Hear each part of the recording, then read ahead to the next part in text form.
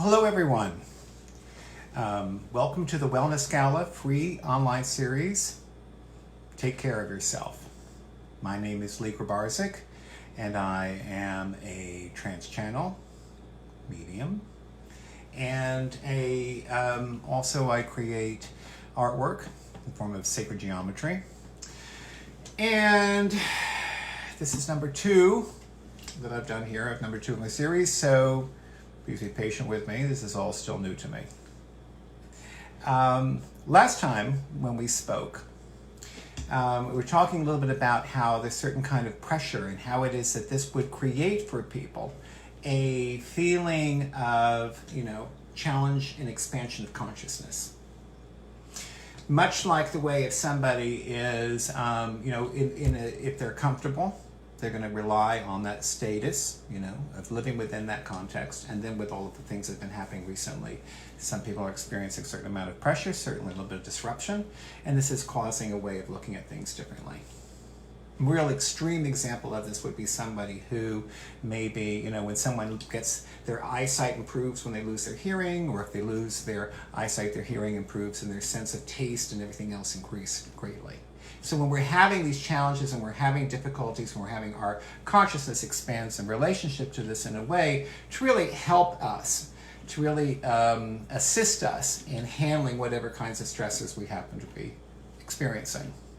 And one of the things, and even for me, is that recently I have my own kind of experience of, wow, I never really noticed that kind of sense experience before. I'll give you an example. Now, sometimes when I'm getting into some kind of awareness about I'll have an intuitive flash, something that will just cross through consciousness. But sometimes I actually will hear something. In some cases, I will smell something. So one of the things that was just interesting, just to show how information continues to increase, is I had a scent experience where I could actually smell something. I'm going to go on and how it is that these things connect, because when we're in this kind of expansion of awareness, it's important to really look at what it is that we're noticing that we may not have noticed before, because of our routines keeping us distracted from a greater sense of, what else is going on here? What is it that my routine is blinding me to that I didn't see? So recently I was told by my parents that my great-grandfather was very talented, because my mother was like, where else is this intuitive stuff showing up in the family? And he was a person who worked as with a divining rod, because back at that time in the 20s, finding water was a matter of life and death. And so he would be able to divine water where people couldn't find it. And he was also a healer. He would actually wish things away, which I found fascinating.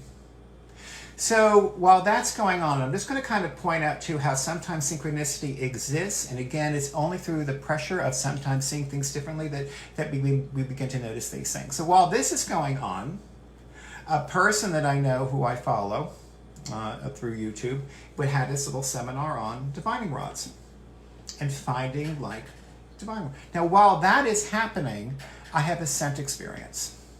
In my scent experience, I had the scent, the smell, if you would, of an uncle of mine who passed many, many years ago, over 30 years ago. Very, very great spirit. And it had a distinctive scent. It was the scent of his garage, and it was so powerful. And I kept thinking, well, what is this about? Why am I having this scent of grease and oil? I'm in my living room. Clearly there is something like that going on. So what is it that's causing this? And then I started so I asked my parents. I just throw it out there. I was just talking to them. Now, keep in mind that this is happening when I'm talking about the divining rod and water. And my father tells me, your uncle did that. He worked as a diviner. He could find water. And he did it, and the way that they would do it is they would do it with, which I think is so cool, with weeping willows. Weeping willows know where the water is, right? So, and I was like, well, that's really weird. So then we're going on and I'm trying to connect to him. I'm trying to see what the message is. And then my father said, did you know where the well was? Because he was also the person who did this divining. And I was like, no. He said it was under the garage. So I still don't know what the metaphor of the water means. I still don't know necessarily all of what's going on. But as I continue to expand and connect the dots, I can see sometimes the relationship, if you would, that would otherwise be just written off as some kind of coincidence. Which is, one person's talking about it, another one's talking about it, another, oh, well, what could it possibly mean? But there is something in it. And this is where reflection and looking at things really become important, so that I can actually kind of see deeper into what is this reality. So last week I talked a little bit about coping mechanisms and how I would be mentioning a little bit about that, and how we learn our survival, if you would, and how it is that learning from survival actually influences how it is that we see the world. So when I started, and when all of us began this wonderful existence and this reality, we came in as children, as babies, with infinite possibilities. Billions and billions and billions of nerve endings can go any which way. Now, certainly there was a context within the family, within the culture, within the race, maybe within even the religious dogma. But yet there was all this infinite possibility that was happening, all of this incredible opportunity. And I assert that babies are intimidating to adults. You'll notice adults very cater to them because of their capacity to know the truth, and because of their incredible unedited self-expression.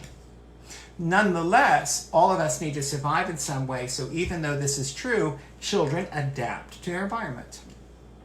And all of these adaptations, all of these kinds of adjustments are very powerful and go right into a very deep kind of neurological level. So if I'm growing up in the world and I'm a child and I need sustenance or survival from my family or whoever my caregiver happens to be, my personality or my sense of coping is designed to keep me alive. So areas of consciousness that may not have been affected within the context of that life are tailored back. Other areas are then developed. Neurological functioning is increased along those areas that are supported by whoever it is that is rearing me, so I can get that love, or I can get that sense of safety. So if I am little one and my family is all about strength, power, you got to speak your mind, you got to tell the truth, or whatever it is, whatever that happens to be, maybe it's just power, forget even the truth part, maybe it's power, then I'm going to become more aggressive. Or maybe it's I have to learn through observation. I get into observation and I look around and I see the different ways in which things and intel and information become very important to my survival, and I adapt to that. Or maybe I look at it from, I'm very quiet, I withdraw, I don't want to draw attention to myself. And I question things and I look at things from that perspective. Or maybe I'm a perfectionist and maybe the way that I do it is through doing everything perfectly so that I can be protected. Or maybe it might be I'm achievement driven. Yay. I go and I do goals and achieve. Each of these things is an adaptation. And they become very, very much embedded into consciousness in a way that says, oh, this is who I am. So when I'm adapting to this and when I'm developing this kind of identity, it becomes very, very important to me because I have chosen this through circumstance, adapted to it in such a way that now lets me be alive. So now if I'm shifting out of it, it could be very difficult. And yet at the same time, without shifting out of it, that is going to continue to keep me limited within a very narrow function. So if I enjoy that and everything connected to it, great, I'll keep doing what I do. But if I want to look beyond it, if I want to see a little bit beyond that, that is going to cause a certain amount of, or going to call for a certain amount of review. I almost see this adaptation, if you would, or this development of personality as kind of like the clothing to the environment.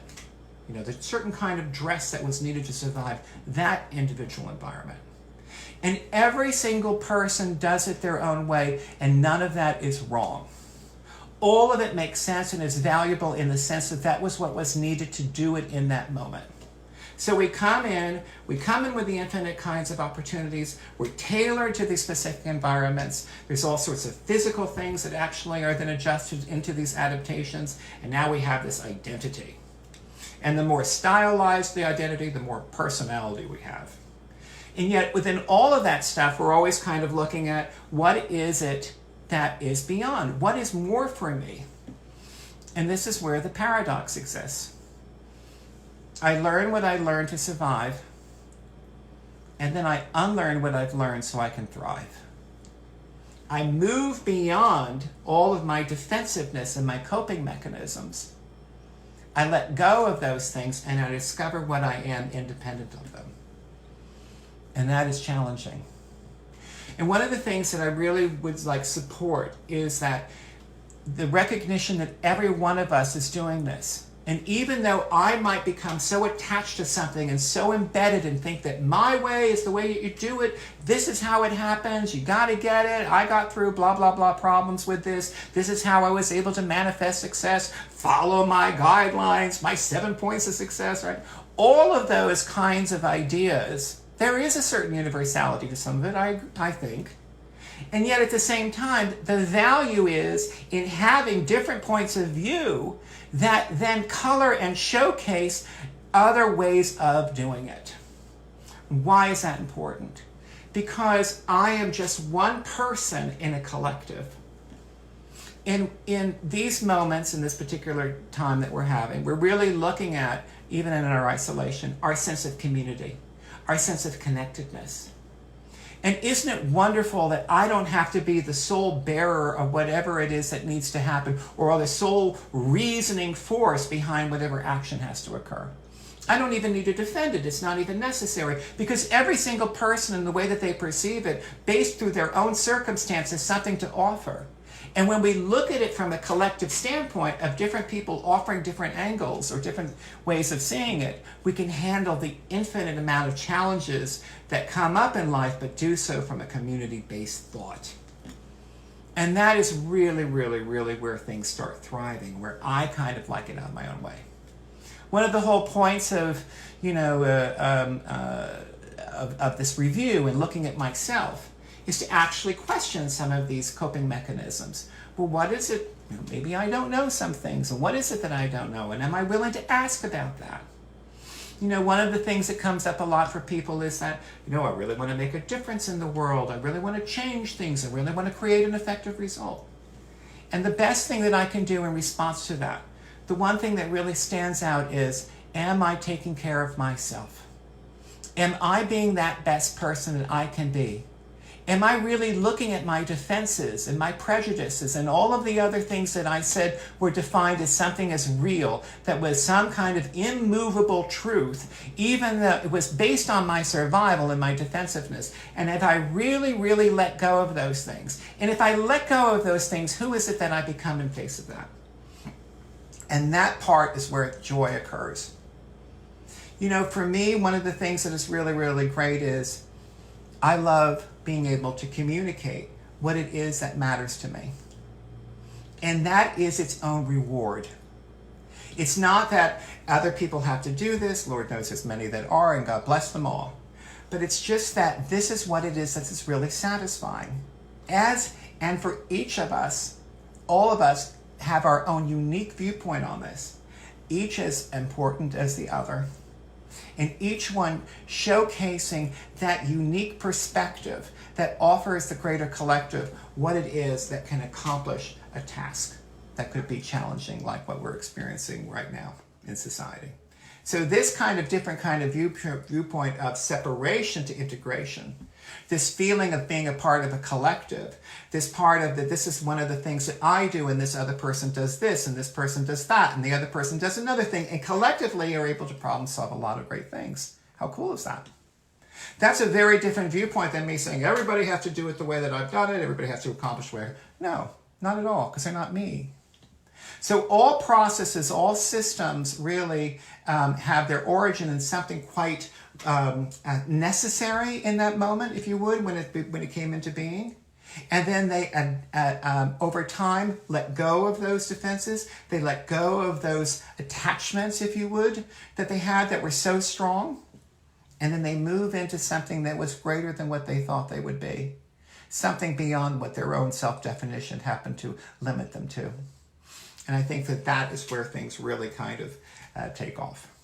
So I'm going to continue with the series, and then we're going to get into, on the next one, we're going to talk a little bit about symbolism for those people who see numbers and shapes. And also I'm going to get into a little bit about the body as symbolism. What is it that is represented within the physical form as a reflection of consciousness? Because it's a very, this is something that is a lot of physicists have been talking about recently. Everything basically is symbolic. And understanding symbolism and understanding how thought and ideas create our reality is a very, very important part of being responsible and actually aligning ourselves with those things that we really want to accomplish. The first of all is really taking stock of who it is that we are, loving ourselves in spite of our faults, letting go of whatever it is that we had as a defense, and opening ourselves up to a greater sense of love. So anyway, more to be revealed. And with that, thank you for watching me on the Wellness Gala free series. Take care of yourself, and wish you well.